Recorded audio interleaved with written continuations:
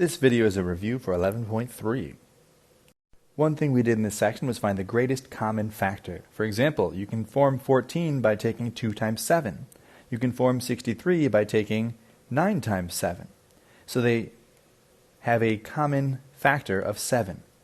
If you pull that out, you would rewrite this like this. And that is what it means to factor completely, is you pull out every possible factor. But for the first section, they just want you to find the greatest common factor, which for here would be 7. And for this next one, there is no common factor for 5 and 8, but they both have some x's. This one has 3 of them, and this one only has 1. How many do they have in common? Just 1. The greatest common factor would be x. Or for example, down here, the greatest common factor would be y, because there's at least 1 over here and there's 5 of them over there.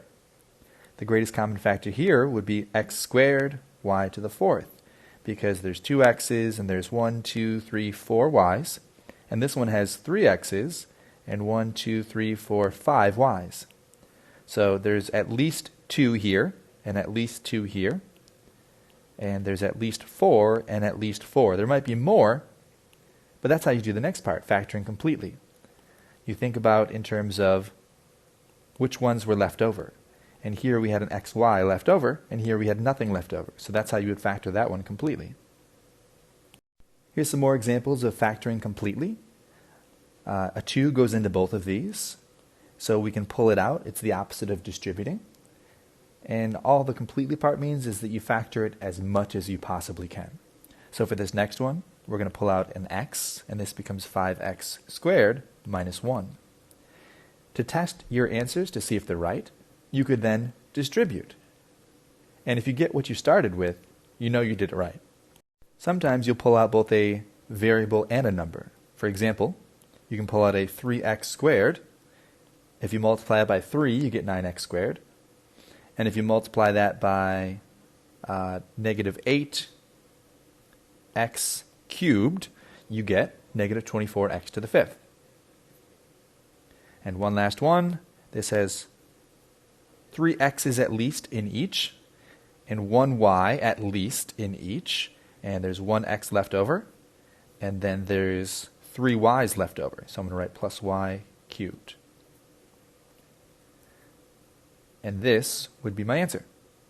The final section has to do with the difference of perfect squares, and it's a way of factoring for very narrow circumstances. The reason why this works is because we have numbers like 64, 81, 16, and 121. These are all perfect squares. And it turns out we can take that perfect square, what times what gives you 64, and what times what gives you x squared, and we can write it like this: 8x plus 9 times 8x minus 9. The plus 9 and minus 9 are the perfect square factors of 81. This only works when you have the b value missing. Notice that there is no x's or y's in any of these. It's all x squared and then a constant. And the other factor that you need is perfect squares. But if you know your perfect squares, it's not too bad. X plus 8 times x minus 8.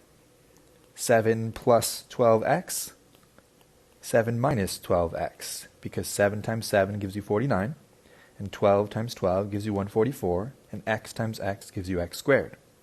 If you have larger exponents, we would just think of it like this. 5 times 5 is 25. X squared times x squared is x to the 4th. So 5x plus 1, 5x squared minus 1. Here would be 10x plus y, 10x minus y. If you wanted to test your answer, you could use the box method and try to expand 10x plus y.